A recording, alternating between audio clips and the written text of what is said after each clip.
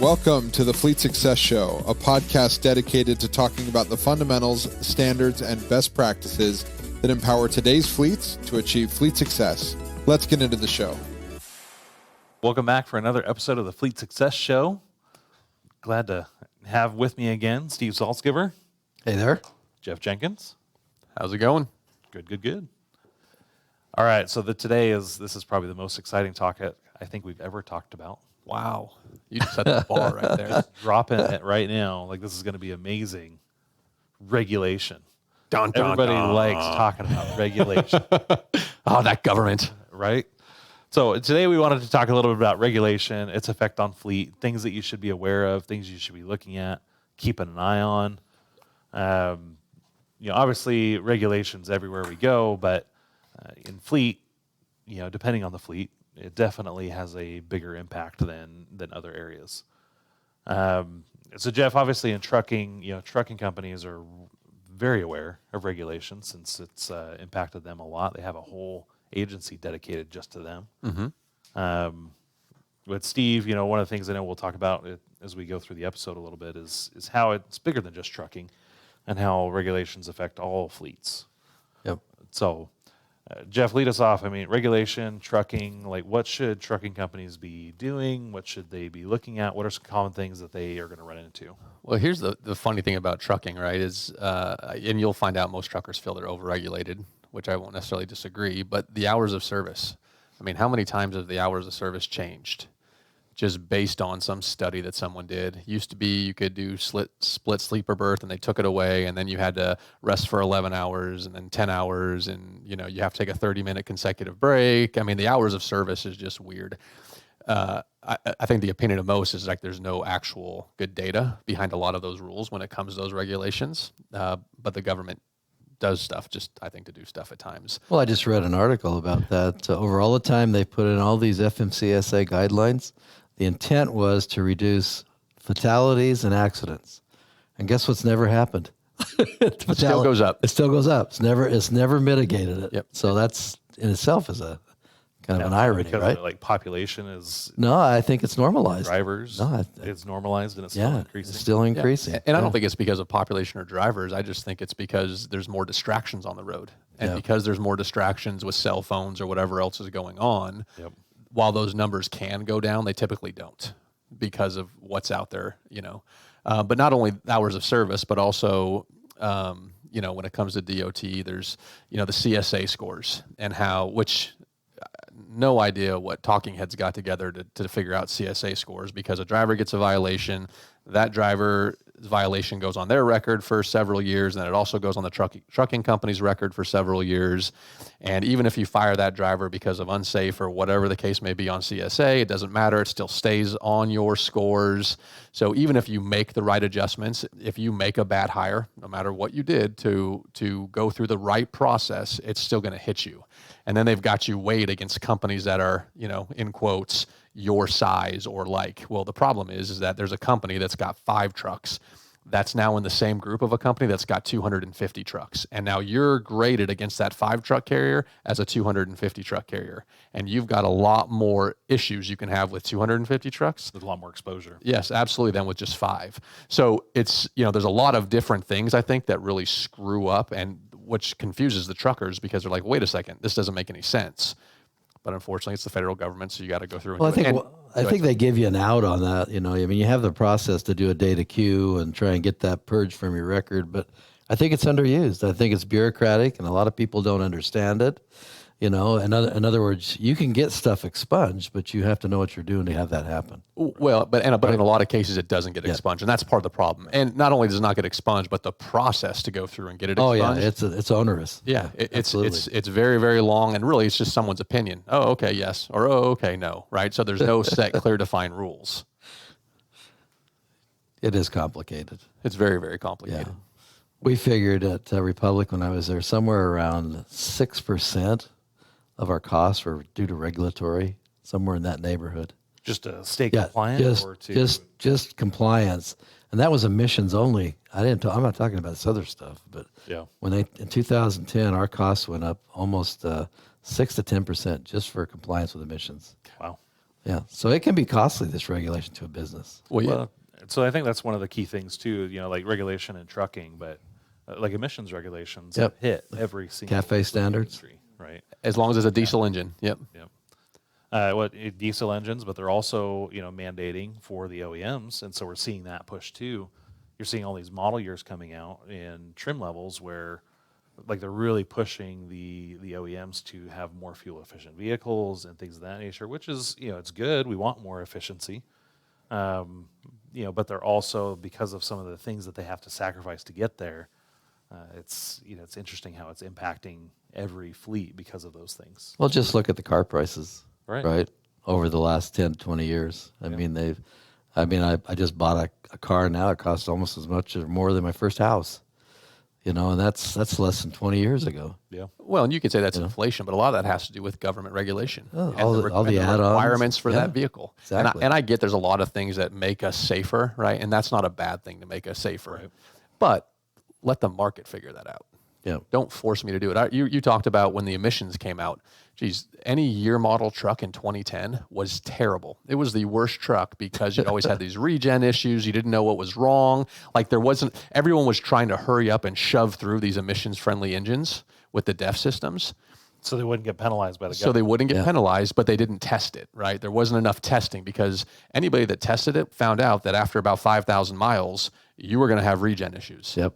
And then you would have them constantly. We had half of our fleet of those new trucks that were down at any given time just with the DEF systems. I had dispatchers in tears. Oh, I don't doubt it. Yeah. Boy, Ted. Because you couldn't do anything Yeah. about it. You're getting They're yelled just at by down. Yeah. you're getting yelled at by customer service, whatever, because your loads aren't on time. But the problem is I've got a broke down truck. We'll put them in a new one. Well, half my trucks are broke down. Right. And then you got to go buy more trucks, and then those are crappy. And it's just a never ending. That was a bad year. So, but they got through it. Yeah, we did. And that's part of the government regulation. Sometimes they don't give you a big enough window for compliance. Yeah. They try and force that and give you a really aggressive goal, to get there. And sometimes it's just not doable, or they drag their feet and don't move. I mean, whatever the case may be, but Right. Well, that was kind of the case with ELDs, right? Another regulation. say that. Yeah. So when ELDs came out, right, I mean, we actually had 18 months to get ELDs from the time they said it's going to be mandated to not mandated. But the problem is they gave all these exemptions to different classifications, right? If you're a single truck carrier or if your truck is older than X or whatever the case may be, well, that's all well and good, I guess, but not everyone's point of the compliant. mandate, Yeah. right? So you know what we did? We went out and we bought glider trucks, so you didn't have to go in and you didn't have to have that because your truck model was older than what the regulation stated. Yeah. Now they fixed that, right? Now everybody has to have an ELD, but when it first came out, it wasn't across the board. And the big trucking companies, they'd already implemented this. So here's a little learning, right? It wasn't necessarily for safety reasons, but if they got in trouble when it came to a DOT audit, one of the things the government would suggest is that they get ELDs in all their trucks. And so you would pass your DOT audit if you were close to failing it, if you put ELD trucks, right? If you had false logs and all this other stuff, right? When they went through their audit. So these big trucking companies, they went in as a way to kind of skirt that issue. Okay, we'll go get ELDs. Well, they were lobbying hard for ELDs for everybody because they wanted to level the playing field. Right. Now, you had someone on paper logs who could run farther in a day than someone that was on electronic logs. And so they were like, no, this isn't fair because now we have these ELDs. We can't run as much where we used to be able to run 600 miles a day. Now we can only run 450 and it's hurting our bottom line. So let's hurry up and lobby the federal government to make everybody do the exact same thing. Yep. Well, even now today, the ELD is still not settled in Canada. Right. They don't even have one that's certified. And so they're taking a progressive approach to basically say, you all got to have an ELD, but we're not going to penalize you for the next year. Well, and that was funny to me too. Which makes sense. Yeah, and they created the mandate, but then they didn't certify anybody to, solve Crazy. it. Of course, if you were that first company that had a certified ELD, you were rolling in the dough. So Well, and hundreds of them popped up. Oh yeah, That's the other thing. Hundreds of companies popped up saying they were certified ELD, and half of them went out of business. More than half of them went out of business. in the rain. Yeah. I talk about that all the time, right? Here in Arizona, the rain comes and the weeds pop up, and 2 weeks later they're all brown and dead. Because that's exactly what I saw happen with ELDs. All telematics, right? Yep. So what are some of the regulations that are affecting kind of industry wide? I mean, we talk about EVs. I know California is really pushing their fleets all to be 100% electric by What was the year on that one? Is it 2025? 25? 25, I think. Yeah. thought so. 25. Yeah. How does a fleet cope with things like that? How do they stay apprised of that? How to make sure that they're in the know when either their state or federal governments are imposing mandates or imposing regulations that they may not know about? The real difficulty, I think, is being a former fleet manager is you never have the money to buy those. And so you're heavily dependent on government grants. Yep. And it's really, if you're in the corporate and you can justify it with some kind of IR or ROI or Maybe even a hurdle rate, an IRR, something that gets you there, potentially you could do it. But bottom line is you really can't keep up with the fleet because you can't replace, because you have to expend so much money. Right. So then your fleet gets older. And the irony of that is the older trucks are the polluters, right? If you had just replaced your trucks with newer gas engines, right? Somehow they need to write those regulations so you don't buy electric vehicles or CNG vehicles, but you actually displace the fuel. In other words, you get rid of fossil fuel and you do have to do electric because there's no incentive otherwise. I remember when they did the EPAC years ago, they based it on how many widgets you bought or vehicles, and everybody bought dual fuels and still used fossil fuel. So it didn't even matter. So the government sometimes has to rethink their process. And that's what we're going through right now is they haven't quite got this sorted out because, first of all, there's no infrastructure. So imagine if all of California that's currently going through rolling brownouts, everybody gets on electric vehicles, they're not even going to be able to charge and move. It's just crazy what's going on. So, well, you remember when everyone had to be, California carbon emission certified? Yep. When that came out several years ago, what did California do? Well, they gave money, right, to some of these owner-operators, trucking companies to upgrade their fleets to where they were more emissions friendly. Now, California's broke; they don't have any money. Right? they're going to keep printing it or taking it or whatever the case may be. But it's going to be the same thing if they end up saying, okay, by 2025. Right. Well, we'll have to give some grants or do some things to help people upgrade their fleets. They're already seeing a huge shortage in shipping. Right now, there's like 40-something cargo container ships waiting. 65. That's what I saw. There you go. Okay, 65. What was this? Is like 2 weeks ago I looked. It's crazy. So 65 cargo container ships, right? You got to figure one truck per container when it comes off, and there's hundreds on those container ships. Thousands. Yeah, a lot of that is because of the backup, because of all the regulations they're throwing, especially on their port and their drayage drivers. The owner-operator issues where they're trying to regulate and say, hey, you can't be an owner-operator anymore. You got to go and be classified as an employee or whatever the case may end up being. You'll continue to see that, and it'll get worse and worse because the more regulation you throw on people, especially expensive regulation, the less likely you're going to have people participating in those industries anymore. And so all they're doing is shooting themselves in the foot. Well, there's a lot of companies that refuse to even drive into California anymore because of all the diesel regulations. Well, you're absolutely right. Like USA Truck, they don't send their trucks to California. And it's because of those issues, because of the regulations.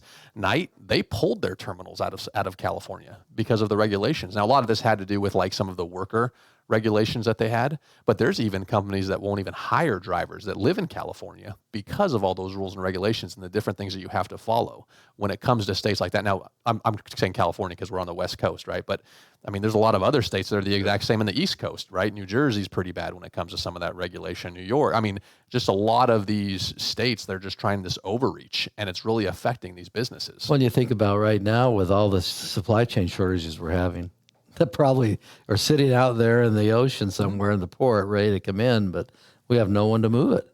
Right. Well, and I heard, so what I think it was my mom that said to me, she's like, I just heard we better do our Christmas shopping right now because the closer it gets to Christmas, the less stuff there's going to be because of all those ships sitting in the port. They're telling you that. Yeah, that's what I read. Of course, I would tell you as just a word of advice anyways. It's September. You should have your Christmas shopping done anyways. But, listen, this is why we go on a trip at Christmas. I don't have to buy the crap. Don't bother with anything. So obviously we've got, we talk a little bit about EV. OSHA has definitely been in the news a lot lately. I know that's the vehicle that the vaccine mandates are trying to come through. Who knows what's going to happen with that? But 27 states already are pushing back on that. So. Yeah, who knows if they've got a leg to stand on? But the idea here, though, is that OSHA does get involved, and you do have to make sure that you have a safe workplace. As much as we want to, as we rail against some of the regulations that we do see, there are some that have helped. OSHA's done a somewhat fair job. I'll give them a little bit of a handshake, but I backhanded handshake. I would say one thing that's really underused are the government agencies are people, and they're generally willing to come help you if you have a legitimate question. Or, I mean, I used to bring OSHA into our shop. They would do a free inspection. Yeah. For example, they'd show us where we were a little bit deficient. In case they popped in one day, we could prepare for that. FMCSA will do the same thing. So will the CHIPS in California. They'll come in and do a mock bid inspection. So a lot of these government agencies, you can use them to your advantage, and I think it is to your advantage to create some kind of a positive partnership with them. Well, it's to your advantage in case you ever do get audited Right. or in case you ever get inspected. But it's also to the advantage of, well, let's use, if there's a regulation out there about the bin inspection, well, what's the point of that inspection? Is to make sure that we're doing our things correctly, right? Well, let's bring them in here and let's just verify where we're at. Let's do a quick litmus test, see how we're doing. Let's bring OSHA in. If you're not operating safely, we talk about risk management being one of the pillars of Right. success. If you're not operating safely or there's hazards that you don't know about, they're in your blind spot, I would love to have an OSHA person come in, help me see that. Okay, well, I'm really glad you showed that to me. Let's go and make that safer. What if you avoid an accident because you did that? Yep. It's proactive, right? That's exactly how we define risk management as a pillar, is proactively identifying and mitigating threats. And I think that's a great way to proactively reach out. You do that, in like SaaS companies, you're supposed to do that with your financials. You bring in a financial auditor and they audit your finances and they review them and they ask questions. And by asking those questions, it forces you to come up with best policies and practices to make sure that in the event anything ever happens, you get audited by the IRS or whatever, your ducks are in a row and you're ready to go for that. I think that the intent is always good. Yeah. I mean, even the intent of all these government regulations usually comes from a good spot. It's just the way sometimes the bureaucratic red tape gets involved in it, and it starts to become very, very It costly. loses its soul. Well, I don't think they always, they have a process where stakeholders are able to weigh in on this. We can think about, Jeff said, the HOS. We all weighed in on that if you were a significant company. Oh, yeah, the lobbyists. Yeah, but ultimately they do what they're going to do on that one anyway because of the... Well, and whether it's OSHA or anything else, I agree with you. I think that the intent is good, but then the overreach, right? Yep. So you set some things in place, and then all of a sudden you go way too drastic, and you don't let the free market dictate what's going to happen. So OSHA was set up for a very good reason, right? And it was for worker safety, to make sure safety. Yeah, absolutely, for workplace safety. And it's prevented probably thousands of deaths by having OSHA regulations that are at locations that need it. But then they keep going. Yep. And they keep going. And they keep going.